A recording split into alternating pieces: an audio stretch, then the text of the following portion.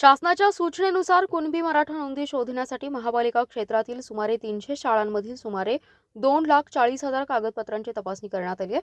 महापालिका क्षेत्रातील 1,166 कुणबी मराठी नोंदी आढळल्या आहेत. याचा अहवाल जिल्हाधिकाऱ्यांकडे पाठवण्यात येणार असल्याची माहिती महापालिकेचे नोडल अधिकारी नकुल जकाते यांनी सांगितले. मराठा समाजाला आरक्षण देण्यासाठी राज्य सरकारच्या आदेशानुसार राज्यभरात कुणबी नोंदी शोधण्याचं काम सुरू आहे. जिल्ह्यातही हे काम गतीनं सुरू होत असून महापालिका क्षेत्रातील नोंदी तपासण्याची जबाबदारी महापालिकेकडे आहे.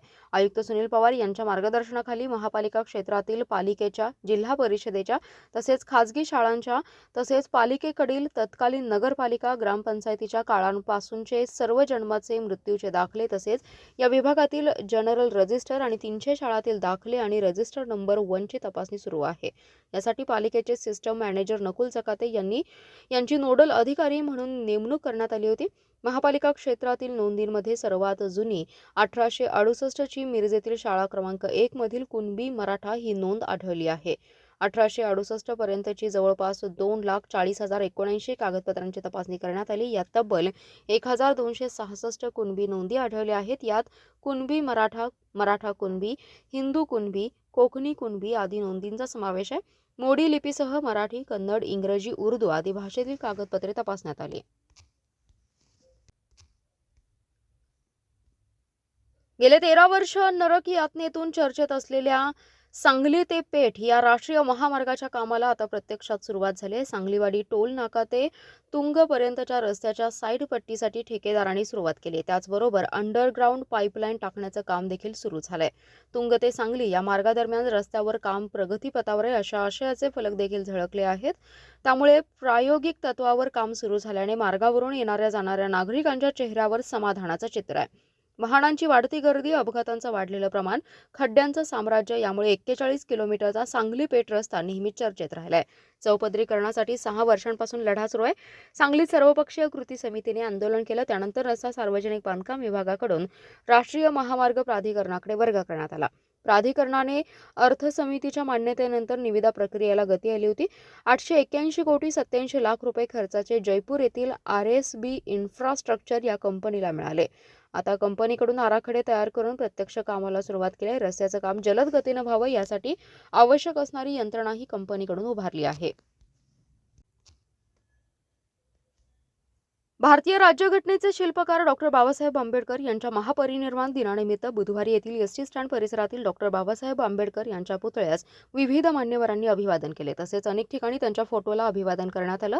हिंदू एकता आंदोलनाचे प्रदेशाध्यक्ष नितीन शिंदे यांनी डॉ. बाबासाहेब आंबेडकर यांच्या पुतळ्यास पुष्पहार अर्पण करून अभिवादन केले.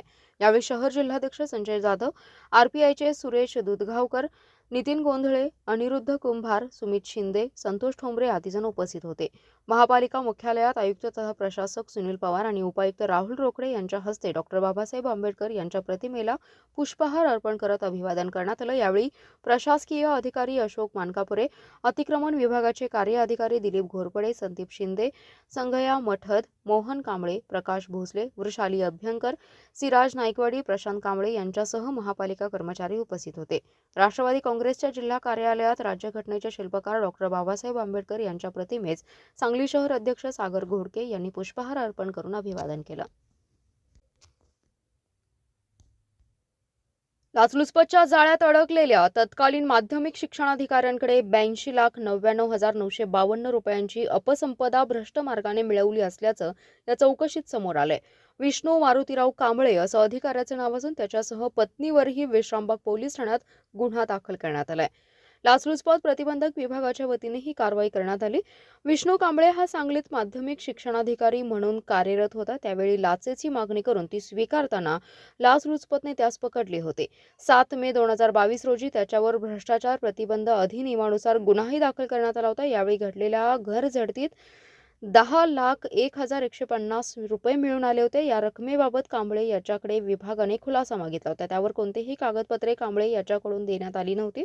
विष्णू कांबळे आणि त्यांच्या पत्नी जयश्री विष्णू कांबळे यांनी 16 जून 1986 ते 6 मे 2022 या कालावधीत संपादित केलेली मालमत्ता ही ज्ञात स्त्रोताच्या विसंगत असल्याने 82,99,952 रुपये इतकी रक्कम अपसंपदा भ्रष्ट मार्गाने धारणा केली व त्यात जयश्री हिनेही प्रेरणा दिल्याने दोघांवरही विश्रामबाग पोलीस ठाण्यात गुन्हा दाखल करण्यात आलाय.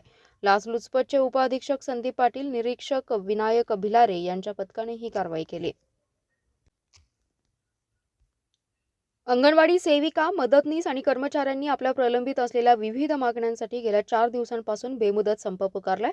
सरकार अंगणवाडी कर्मचाऱ्यांच्या आंदोलनाकडे लक्ष देत नसल्याच्या निषेधार्थ आज सांगलीतील स्टेशन चौक येथील महात्मा गांधी यांच्या पुतळ्याजवळ लाक्षणिक धरणे आंदोलन करण्यात आले. या आंदोलनात राज्यातील सुमारे 2 लाख कर्मचारी सहभागी झालेत. यामध्ये अंगणवाडी कर्मचाऱ्यांच्या मानधनात वाढ करणे व इतर मागण्या मान्य न झाल्यामुळे अंगणवाडी कर्मचारी सेविकांनी राज्यव्यापी बेमुदत संप पुकारलाय. तसेच सांगली जिल्ह्यातील सर्व अंगणवाडी कर्मचारी या आंदोलनात सहभागी झालेत. या राज्यव्यापी बेमुदत संपाची कायदेशीर नोटीस अंगणवाडी कर्मचारी यांच्या वतीने राज्य शासनाला देण्यात आली आहे. तसेच मानधन नको, वेतन द्या, गेल्या 40 वर्षांपासून काम करणाऱ्या अंगणवाडी सेविकेला निवृत्तीनंतर पेन्शन देण्यात यावे यांसह विविध मागण्यांसाठी धरणे आंदोलन करण्यात आले. लवकरात लवकर सेविकांच्या मागण्या मान्य करा, अन्यथा यापेक्षा तीव्र आंदोलन करू असा इशारा यावेळी अंगणवाडी सेविका यांनी दिलाय. जत तालुक्यातील गुड्डापूर येथील दानम्मा देवीची कार्तिकी यात्रा 11 डिसेंबर ते 14 डिसेंबर अखेर भरणार असल्याची माहिती देवस्थान कमिटीने दिली आहे.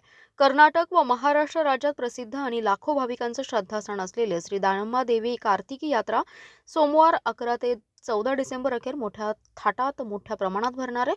यात्रेचा मुख्य दिवस 12 डिसेंबर असून सकाळी 11 वाजता अन्नदासोह पूजा कार्यक्रम व शुभारंभ श्री श. भ्र. गुरुपाद शिवाचार्य महास्वामी हिरेमठ संस्थान श्री क्षेत्र गुड्डापूर यांच्या अमृत हस्ते व सिद्धाया स्वामी अध्यक्ष दानम्मा देवी ट्रस्ट यांच्या प्रमुख उपस्थितीत होणार आहे. मंगळवार रोजी यात्रेचा मुख्य दिवस असून त्या दिवशी सायंकाळी 7 वाजता कार्तिकी दीपोत्सव आणि रथोत्सव कार्यक्रम निपाणीचे आमदार सौ शशिकला जोल्ले आणि आमदार विक्रमसिंग सावंत व भाविक भक्तांच्या उपस्थितीत होणार आहे. बुधवार रोजी सायंकाळी 5 वाजता कर्नाटक दावणगेरी येथील प्रसिद्ध उद्योगपती वीरण्ण अथनी आणि शीला अथनी यांच्या उपस्थितीत रथोत्सव पार पडणार आहे. यावर्षी भाविकांना कोणतेही निर्बंध लादले नसल्याने भाविकांची संख्या मोठ्या प्रमाणात जमणार आहे. त्याचे सर्व नियोजन यात्रा कमिटीने केले असून आरोग्य, वाहतूक व्यवस्था, पार्किंगची सोय, व्यापारासाठी आलेल्या स्टॉल धारकांना स्वतंत्र जागा, कर्नाटक आणि महाराष्ट्र राज्यातून येणाऱ्या भाविकांसाठी महामंडळाने जादा बसेसची सोय केली आहे. तसेच जादा गर्दीच्या ठिकाणी मोठा पोलीस बंदोबस्त ठेवण्यात आलाय. चांदोली धरणातून सांगली शहराला थेट पाणी देण्यास आमचा तीव्र विरोध आहे. आमच्या हक्काचं पाणी शिराळ्यासह तालुक्यातील सर्व गावे आणि वाड्या वस्त्यांना प्रथम मिळालं पाहिजे, अन्यथा श्रमिक मुक्ती दल आणि पाणी वाटप संघर्ष समिती तीव्र लढा उभारेल असा इशारा श्रमिक मुक्ती दलाचे सदस्य वसंत पाटील यांनी दिला. ते पनुमरे वारून येथे पत्रकार बैठकीत बोलत होते. पाटील म्हणाले, शिराळा तालुक्यातील अनेक गावे, वाड्या वस्त्या, गुढे, पाचगणी, पठार, उत्तर भाग, कराड आणि पाटण तालुक्यातील वाड्या वस्त्या शेतीच्या पाण्यापासून आजही वंचित आहेत. धरण परिसरातील या गावांना पाणी देण्याचं नियोजन अजूनही झालं नाही. चांदोलीपासून रिळेपर्यंतच्या अनेक योजना मंजुरीनंतरही खितपत पडल्या आहेत. शासनाने अद्याप निधी दिलेला नाही. वारणा धरणामध्ये 1991 पासून पाणी अडवण्यात येत आहे. याला 32 वर्ष झाली तरी संपूर्ण शिराळा तालुका अद्याप ओलिताखाली आलेला नाही. अशी स्थिती असताना थेट सांगली शहराला चांदोली धरणाचं पाणी देण्याचा घाट घातला जातोय. त्याला आमचा कडाडून विरोध आहे. ते म्हणाले, शिराळा तालुक्यातील जनता शेतीला पाणी नसल्याने हमालीसाठी मुंबईला जात आहे. त्यांच्या शेतीला पाणी मिळाल्याशिवाय शेतकरी सुखी होणार नाही, मुंबईचा लोंढा थांबणार नाही. यासाठीच वारणेच्या पाण्याचा अट्टहास आम्ही धरलाय. मे 2023 रोजी खराळे येथे श्रमिक मुक्ती दलाचे अध्यक्ष डॉक्टर भारत पाटणकर यांच्या अध्यक्षतेखाली झालेल्या पाणी परिषदेत पाण्याचा निर्धार झालाय.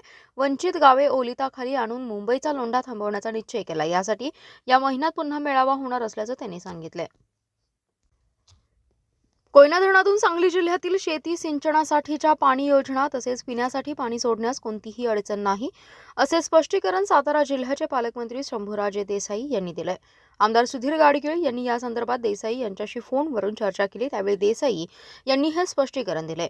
देसाई म्हणाले, कोयना धरणातून सांगली जिल्ह्यातील सिंचन योजना तसेच सांगली शहरासह सर्व शहरांसाठी पिण्यासाठी पाणी सोडण्याबाबत शासन सकारात्मक आहे.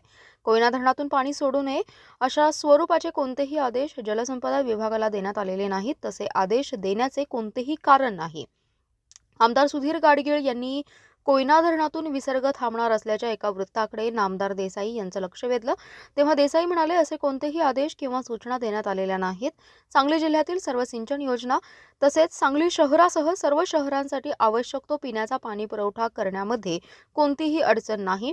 याबाबत मी स्वतः मुख्यमंत्री एकनाथ शिंदे आणि उपमुख्यमंत्री नामदार देवेंद्र फडणवीस यांच्याशी बोललोय. त्यामुळे कोयना धरणातून विसर्ग थांबणार नसल्याचं त्यांनी सांगितलंय. आमदार गाडगीळ म्हणाले, सांगली आणि जिल्ह्यातील सिंचन योजनांच्या पाणीपुरवठा संदर्भात मी मुख्यमंत्री शिंदे आणि उपमुख्यमंत्री फडणवीस यांच्याशीही चर्चा करणार आहे, परंतु देसाई यांनी दिलेलं स्पष्टीकरण पुरेसं आहे असं वाटतंय. त्याचबरोबर मी सातत्याने या विषयाकडे अधिक लक्ष देऊ नये. ज्या वेळी सांगलीत पाणीपुरवठा आवश्यक असेल त्यावेळी सोडण्याबाबत शासनाबरोबर मी सातत्याने संपर्क ठेवत असल्याचंही ते म्हणाले. आंतरजातीय विवाह केलेल्या पत्नीच्या चारित्र्यावर संशय घेऊन ती झोपेत असताना तिचा दोरीने गळा आवळून खून करण्याचा प्रयत्न केल्याची घटना घडली आहे. सदरची घटना ही सोमवारी रात्री 10 ते 11 वाजण्याच्या सुमारास घडली आहे. या प्रकरणी सौ पूनम सुमित घोडावत यांनी सांगली शहर पोलीस ठाण्यात फिर्याद दिली आहे. त्यांच्या फिर्यादीवरून पोलिसांनी संशयित पती सुमित अशोक घोडावत याच्या विरोधात गुन्हा दाखल केलाय. जखमी सौ पूनम घोडावत यांचा प्रेमविवाह संशयित सुमित घोडावत यांच्याशी झालाय. पूनम या कुटुंबियांसह शहरातील गावभाग परिसरातील खिलारेवाडा या परिसरात राहतात.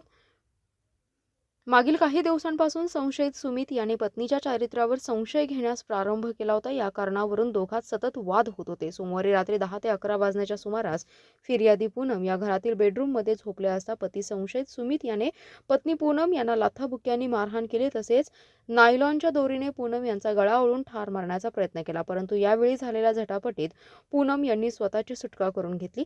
यामध्ये पूनम या जखमी झाल्यात. घडलेल्या या घटनेनंतर पूनम घोडावत यांनी सांगली शहर पोलीस ठाण्यात फिर्याद दिली आहे.